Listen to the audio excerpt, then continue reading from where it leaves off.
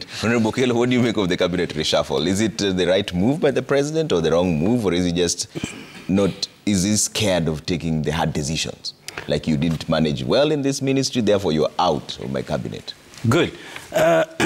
Ruto is in catch-22 situation. Yeah. Balancing coalition politics is very, very difficult.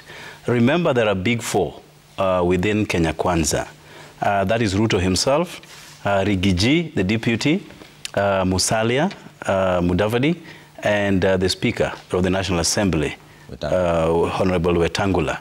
These are people who, even though number one and number two belong to the same political party, they, mopped up and mobilized their own bases in support of Ruto's declaration. I'm not saying a win, Ruto's declaration as president.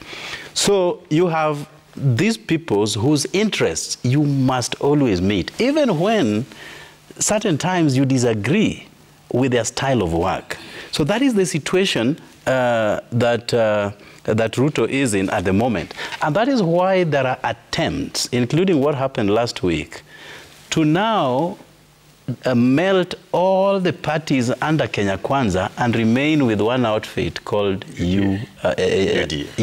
Called UDA. Because he understands how complex running a coalition party is, as opposed to having a single unit called UDA. So Ruto got into office 4 months later, after gobbling up a cabinet. He then called them to train them on how to work. I have a friend of mine in the US who just called me last night telling me that he has found a job to go pilot a plane in a different airline.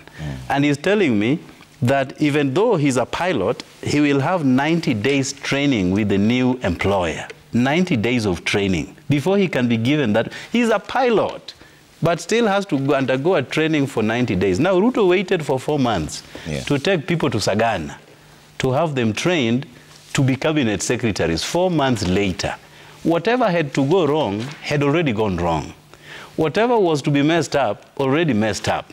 So he took 4 months to take them for this kind of training.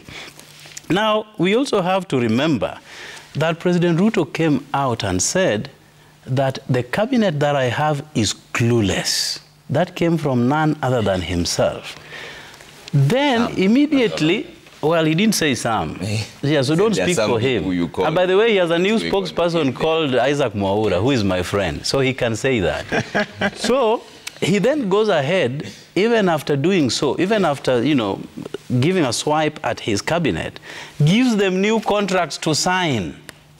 My friend, if I have found you incapable of handling affairs within your docket, I relieve you of your duties.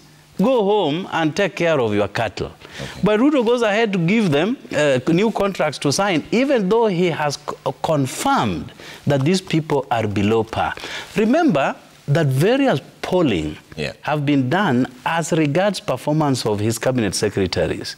Kindiki Kithure is the only one who has ever scored a C-. A C- is a sister to D+. That's a real failure. And he's the best, by the way, at C-. All these are either D, E, I wish there was F, they could have gone there, but all of them are just D and E.